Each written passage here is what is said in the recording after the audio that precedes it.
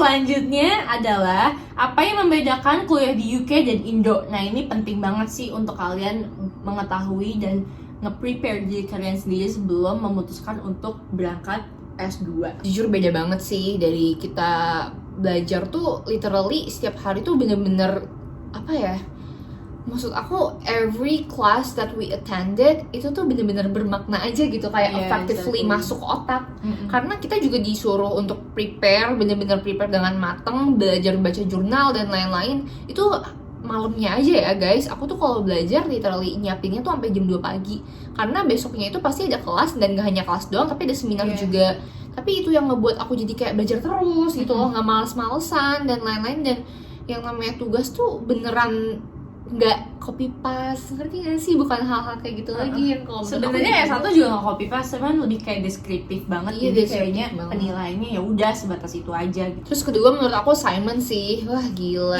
Assignmentnya bener-bener sebenarnya guys nggak hanya master's degree doang, tapi pas gue bachelor di Australia assignmentnya tuh bener-bener nge-stimulate banget, literally nge-stimulate. Dan gue bisa bilang bahkan assignment tuh lebih susah daripada exams, karena nilai assignment aja tuh menurut gue udah ngefeknya tuh ngefek banget. Banget. Jadi stop bisa 50%, bisa 50%. Iya, jadi kayak wah, diajarin untuk kayak bener-bener appreciate banget loh every single learning gitu loh. Every single proses sih. Prosesnya itu sangat bermakna dan iya emang susah banget. Di Indonesia itu tugas ada, tapi ya udah sekedar deskriptif, nilai lo ada gitu, dan emang bobotnya nggak besar. Sedangkan assignment di sini bobotnya sangat besar dan itu kalian harus ngerjain serius-serius banget sih. Dan nilainya susah banget, parah. Maksudnya kayak nggak langsung dapet. Misalnya lo berpikir nilai lo, gue bakal bisa dapet A nih, padahal enggak, lo B atas. Iya. Kayak Kak, ada sidang sama skripsi nggak sih? Of course dong. Kalau skripsi itu ada, tapi tesis namanya. Iya, di sini ngomongnya tesis. Tapi kalau untuk disidangkannya itu tergantung setiap jurusan. Lucunya jurusan di hukum di Scotland, gue nggak tahu apakah di England sama juga atau enggak, tapi malah yang hukum ini tidak ada sidangnya nih, jadi kita cuma ngumpul teman-teman gue tesis doang. Iya kan, mungkin yang di England juga kayak gitu. Tapi malah yang kayak si Tepo, dia ngambil oil engineering, dia malah ada presentasinya gitu. Jadi lucu ya, di sini tuh emang beda-beda.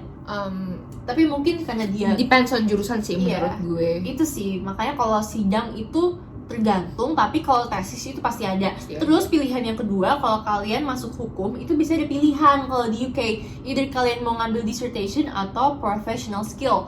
Kalau dissertation tuh ya udah kayak kalian nulis kayak skripsi, tapi kalau misalnya professional skill, kalian punya kelas nanti di grupin sama beberapa orang, dan kalian punya kayak arbitration simulation gitu loh, kayak peradilan semu yang pernah kalian lakukan sebelumnya di S1 gitu. Tapi ini karena kita ngomongnya international level, udah ngomong ke arbitration buat dispute settlement ya, bukan national court lagi gitu.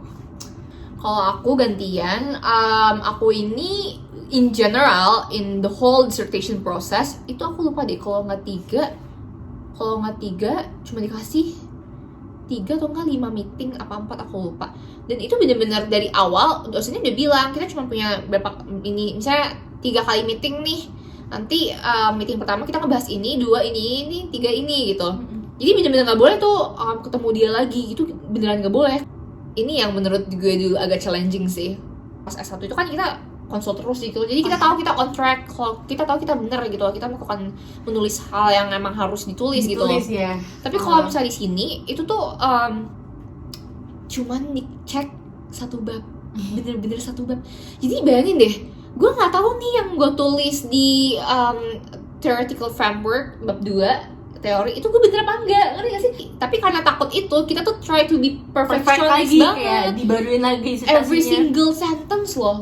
Selanjutnya aku punya pertanyaan buat Denia. Apa itu perbedaan bisnis manajemen dan international business? Kalau misalnya ngomong manajemen, aku pribadi itu pas S1 belajar manajemen juga kan. Kalau manajemen tuh lebih karena internal bisnisnya gitu mungkin ya, kayak HR, operation, terus marketing, terus ada strateginya. Tapi kalau international business yang aku pelajarin sekarang itu lebih kayak ke aspek luasnya bisnis gitu loh, kayak kita ngelihat regulasi apa dan where is it, challenges business in each country, gimana untuk beroperasi secara internationally, GFC, global value chain dan lain-lainnya, regulasi apa world law-nya.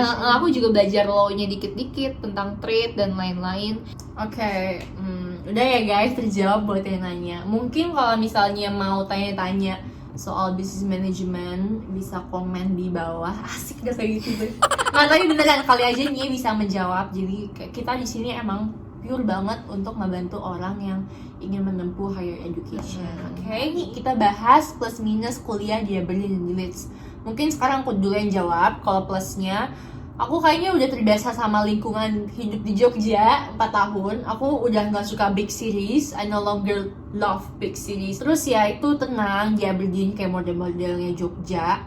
Terus adem tapi dingin banget. Di sini minusnya adalah windy. Aberdeen tuh parah banget sih menurut aku, weathernya kayak bener-bener dingin parah. Aku tuh sering banget pulang-pulang kayak sung sampai ketawa-ketawa sendiri. Kadang kita percuma kasih nyetok-nyetok. Iya, udah gak bisa cantik. Tapi di Aberdeen lu makin gak bisa gue cantik. pulang-pulang udah muka merah. Gue udah gak pernah dandan. Sumpah deh, gue udah gak pernah dandan selama gue tinggal di Aberdeen. Plus minus aku di Leeds sebenarnya lebih banyak plusnya again karena kita lebih suka di tempat city yang buat supportive untuk belajar, jadi kayak seneng banget. Kota pelajar sih guys, kota pelajar. Terus kayak ngerasa feel safer juga gak sih, kayak karena kita tahu sebenarnya itu semua students aja gitu loh. Kedua juga nggak terlalu gede, jadi kemana-mana tuh jalan kaki. Terus aku aja pribadi jarang naik bis. Kamu sering naik bis nggak? Aku sering banget jalan kaki. Tadinya ngeluh banget, tapi sekarang makin cinta jalan kaki. Kayak aku 30 menit aku tempuh. Ya, aku juga. Terus plus yang lainnya buat yang di Aberdeen, kita punya pantai, jadi refreshing banget gitu. Udaranya tuh emang seger, tapi itu again windy. Terus kita located in Aberdeen yang banyak di sekelilingi kayak tourist attraction kayak castles. Di sini banyak banget. Saya ini buat pesan semua orang, gimana sih tips lancar bahasa Inggris versi kamu? Kita tuh dari kecil emang udah sekolah di sekolah yang encourage kita speak English every day. Jadi kayak dari kecil emang untuk presentasi ngomong di depan tuh udah kayak hal biasa sebenarnya. Iya. Kedua, kalau aku tuh suka emang ngedumel pakai bahasa Inggris sendiri gitu loh. Terus kayak ngomong sama mami pakai bahasa Inggris sih. Kalau di rumah kayak ngomong sama mami bahasa Inggris, walaupun dia juga pakai bahasa Indonesia, aku juga pakai bahasa Inggris lagi. Sesimpel itu sih sebenarnya. Kita juga kadang kalau ngedumel kayak pakai bahasa Inggris. Aku selalu nge-curse pakai bahasa Inggris, always. Kayak parah, aku kalau lagi nyuci piring terus ngedumel kayak sekarang ngedumel pakai bahasa Inggris. Kayak aku dulu punya temen di S1, dan aku kalau ngobrol sama dia kayak bener-bener pakai bahasa Inggris di mall, karena nggak mau didengar orang ngobrol apa. Itu sih. Karena kadang gue ngerasa kalau di Indonesia yang nggak tahu ya, kalau ngomong bahasa Inggris dibilangnya ngesok dan lain-lain. Kalau di sini tuh lo bener-bener yang kayak, ya ampun lo ngomong bahasa yang masih terpatah-patah aja, mungkin orang di sini masih encourage nerima banget. Mereka nggak pernah tuh kayak ngomong bahasa Inggrisnya jelek kayak gitu, nggak pernah. Kayak jadi stop kebiasaan buruk dan stigma terhadap hal-hal yang nggak perlu dilakukan. Tanpa kalian sadari, kayak itu tuh nggak affect mentality seseorang dan akhirnya memberi trauma seseorang untuk ingin lebih maju ke depannya. Dimana itu seharusnya kan kita hidup berdampingan saling support. Jadi jangan yang, please don't be a toxic person.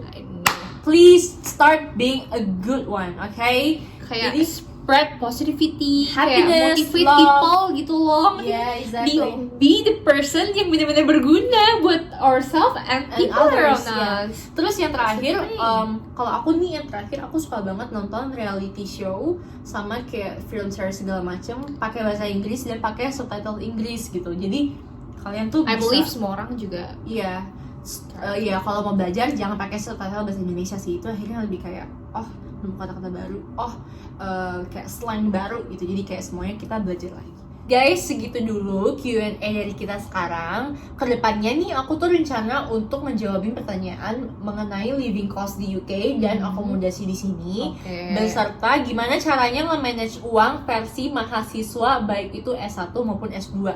Karena aku udah ngerapin sistem penabungan aku dan manajemen uang ini dari 3 tahun yang lalu, dan menurut aku nya gak efektif. Mungkin dia juga punya solusi di masalah keuangan itu. Jadi tunggu aja terus video kita. dan daily life activities kita. Mungkin nanti kita bisa bikin video juga yang curious tentang anak kembar dan Iya. lain-lain. Q&A Kayak what masalah. she likes, what I like. Iya, dan exactly. lain-lain. Oke, segitu dulu ya guys dari kita. Jangan lupa Like and subscribe. subscribe. Bye-bye. Bye.